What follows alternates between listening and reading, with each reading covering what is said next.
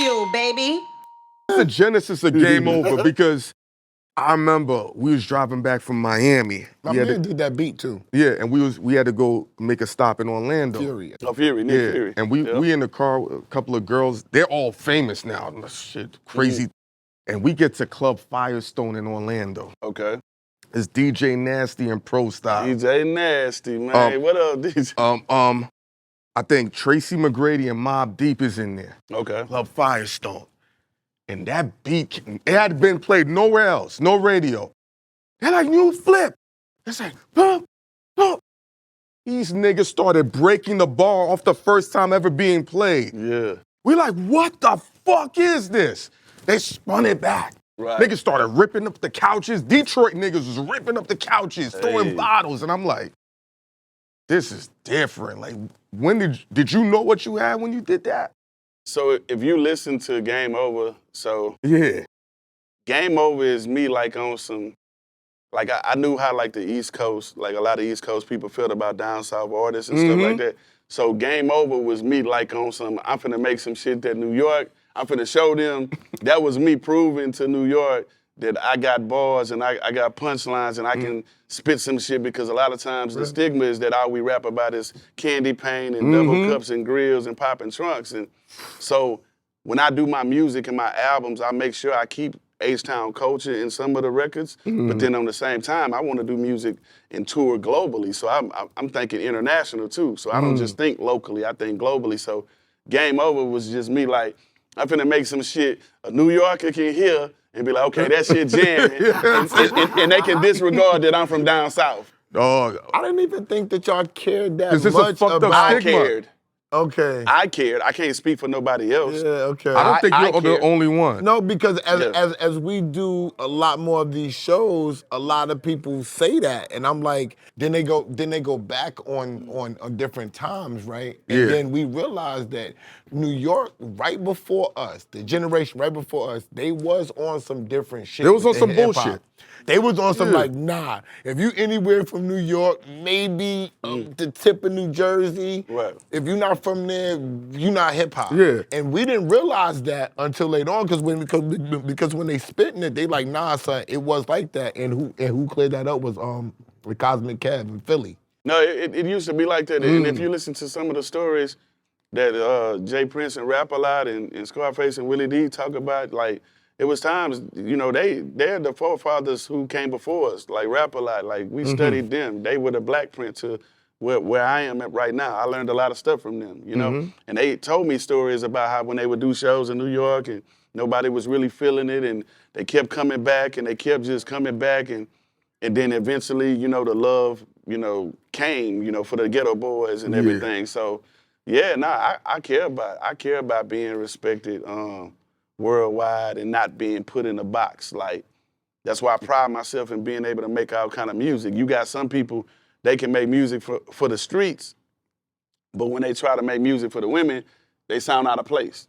Yeah. Then you got some people that, you know, make Vice music versa. for the girls, and then when they try to do something street, it's like, man, we don't believe that. So how are you able to do both? Because you got the Sunshine record. Like, you got all Because he's about to talk his shit right now. Yeah, I cut you off. I live it. Nah, it's cool. Yeah, It's cool. I'm him. Like, respectfully. Like, my bad. I've done it. I mean, like, I That's real really shit. live what I'm talking about. Like, I've been in almost every situation you can possibly think. I survived it. I don't get on interviews complaining about nothing that happened, spill milk. Nah, I'm a warrior. I'm gonna keep on fighting. You know what I'm saying? Black Panther shit. So you talking about, you know, wanting to spit bars. What was that moment like when it was Jay-Z and UGK, Bun B, R.I.P. Pimp C, Big Pimpin'? Because when it hit in New York, niggas was like, who them niggas? But this shit fire. That's the, you know, niggas who don't know. Right. A lot of people didn't know. Yeah, but what was it like in H-Town when that shit is hitting? It was amazing, but the dope part about it, I got to hear Big Pimpin' before it came out, because I used to record at a studio with a guy named Willow. He made the I Can Do That beat for me. And used to be over there, man, and shout out to Lil. He was signed to Game Face. So we used to record some of our music over there, and Bun B came over. He was like, man, check this shit out I just did with Jay-Z. And it wasn't mixed or nothing, but he played it, heard his voice and his verse and Pimp verse, and I was like, that shit jamming. So I got to hear it before it came out. But when it finally came out, I was proud, you know, because I did a lot of touring and I was around UGK and Bun B. You know, a lot of times I used to be on the road. You know, I came up under a group called the Botany Boys. We are from the same neighborhood, Cloverland. So That's what it says right there. Yeah. So this is Botany Boys. yeah, this the real street sign, like from my neighborhood. You know what I mean? So, you know, I was proud, and I feel like it was a trade because basically UGK got exposure on the East Coast, right? Like Jay-Z exposed them to the East Coast and his fan base, and vice versa. Yeah. To UGK. You know, it made other people who wasn't jamming Jay-Z like that be like, okay, I like this. But I've been jamming Jay-Z since Reasonable Doubt and are you Streets is Watching and all of that. Are you a rarity? And I'm gonna say this because, you know, Esso and I both lived down south for a lot of years. And Where? I lived in Florida. Okay. All parts. Miami, Orlando, Jacksonville, Ocala. So I spent time. It ain't the same culture, obviously. Right. But I always used to say down south niggas don't really love Jay-Z the way y'all think they do. It's not a slight to them, it's just a different culture. So me hearing you say that, I'm trying to understand like what your mentality about that is. Cause He's a rapper. Yeah, I remember that. He's a rapper. He's not a fan. Yeah, I used to do rap battles. You know what I'm saying? I used to I got trophies and plaques and. Who were you listening to back then, like early, like when you first came up? I mean, shit, Jay-Z. I'm just going through a plethora of different people. Like when you was a kid. And well, I'm gonna give you a whole a list. He about to go. But I'm just going back. You know, it was different time periods and different songs that I like. You know what I mean?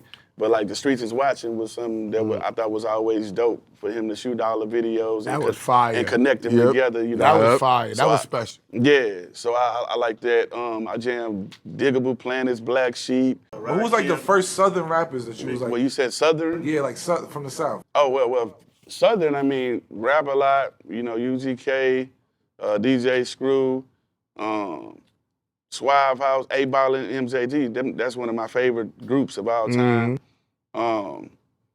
Tila.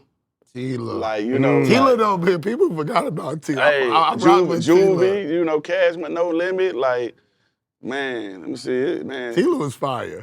That's like the plethora of down south people that I was jamming. I jammed some Outkast and Goody Mob, South Circle and shit like that, like Mr. Mike and SBM, and man, it's a plethora, man. Big Mike, you know, I'm just a player. Like.